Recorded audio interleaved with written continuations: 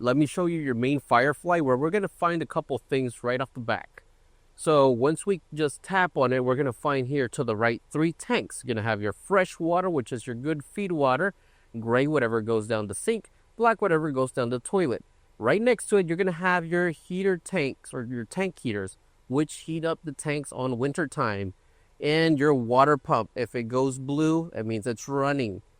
Now at the bottom, you will have 2 batteries. One is the chassis that cranks the engine, everything original Mercedes, and the house battery, which is for everything in the back of the van.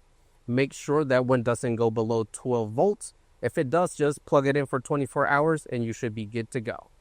Now, we're going to go here to the left into the little light bulbs, which is your lightings. Lights, master lights off and on. And you can actually turn these individually as you like. And you can just dim the lights by pressing once here to the top right. To deactivate it, just hit master lights on and you're good to go. The Thunderbolt, this is going to be here for your battery reading. The same thing you saw at the house. And your inverter, you don't have to mess with it.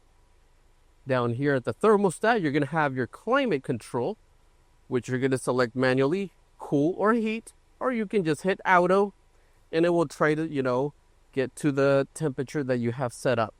Now you can have here, if you hit cool, you can set up low, mid, or high, depending what speed fan you want.